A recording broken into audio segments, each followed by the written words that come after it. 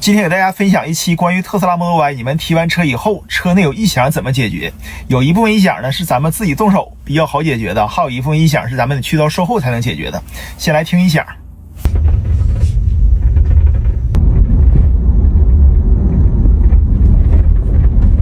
这是第一个异响，后备箱在行驶颠簸路面或者不平整路面，车身扭曲产生的异响。这个异响大多数特斯拉车主都会遇见啊，就是这个胶条，看见没？这个胶条和车身这个位置摩擦产生的异响，解决方案比较好整啊，就是抹油。抹什么呢？润滑剂，你家的凡士林呐、护手霜都行。打个比方，这就是你家的胶条润滑剂或者是护手霜，少抹一点啊，用手蘸一点，然后抹到这个位置。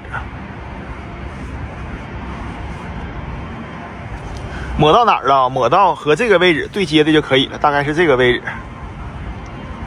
这边抹完以后，再去抹这边，这两边都需要抹啊。抹完以后，你再开上，后备箱异响就解决了。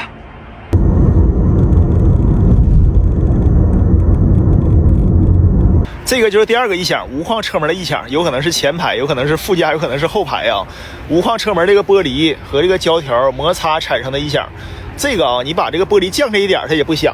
然后呢，你搁手扶着点这个位置，摁着这个位置，它还是不响，升到头它就是响，那就是还是抹油。还是演示一下，手蘸一点，然后沿着这一圈，一定要少抹啊。哎，给它抹一圈，抹到哪儿呢？抹到这个位置就好了。如果是后排异响，咱们就抹后排啊，抹这个位置啊，它就是和无框车门接触产生哒哒哒哒哒这种声。第三个异响还是来自于后排，先给你们演示一下。平时很多人开车头枕是抬起来一点的，听声，开快了就这个声。这个头枕一定要放到底，放到底以后，你看怎么晃的都没有声了。第二就是这个安全带，很多朋友说把安全带塞到这个缝里边是不是好了？塞到缝里边跑快了就有异响，一定要把安全带拿出来，放到这个座椅的前边，让它别接触到这个塑料，后排异响基本就没了。第四个异响就是这个遮阳板，主副驾驶都有可能响。它的解决方案就是靠这个东西。咱们买快递经常有遇到这种泡沫啊，给它剪成这个形，长一点也行，短一点也行啊，大概这么宽就行。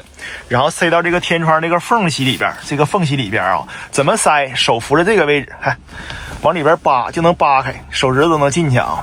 然后给它塞到里边，给它塞满。我这个天窗这个缝里边已经全塞满了啊。之前我车就有异响，然后都塞满以后啊，给你们演示一下，塞满以后，然后你们薅着这个往上反弹。往回反弹让它自己啊，如果反弹回去没有那些杂音，上面的异响就解决了。如果还有杂音，你们就接往里边塞，都给它塞满就好了。以上4点异响是大家比较常见的，接下来的异响就是咱们自己解决不了了，就得去到售后了。先听。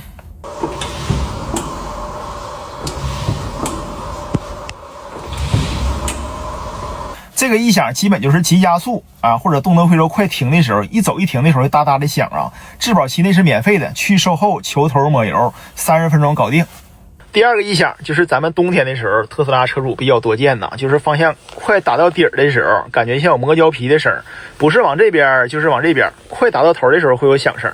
这种异响基本在东北的冬天，特斯拉车主比较常见啊。如果你的车是新提的，公里数不大，那就往前转向支臂上的胶套抹点油就好了。如果你的车行驶里程超过3万公里或者超过4万公里，那么恭喜你啊，直接去售后换转向支臂就可以了，胶套老化了，然后换完支臂还能免费给你做4轴定位，别说我说的。剩下的一些异响，像什么座椅异响啊，还有 A 柱饰板异响、仪表台异响，基本上去到售后能抹油的就抹油，售后基本就一管油把特斯拉异响就能解决了。这呢就是我这台 Model Y 买了17个月，跑了6万公里，总结出来的异响一些解决方案。当然这期间我也去了 N 多次售后，不计其数了。反正质保期内去售后解决异响，这都是免费的。当然我相信很多视频前的你啊，你也是特斯拉车主，你的车有可能也是 Model Y， 有可能也会有异响啊，怎么整呢？咱们一起打在评论区，一起来讨论讨论，看看你这个异响到底怎么解决，到底怎么回事。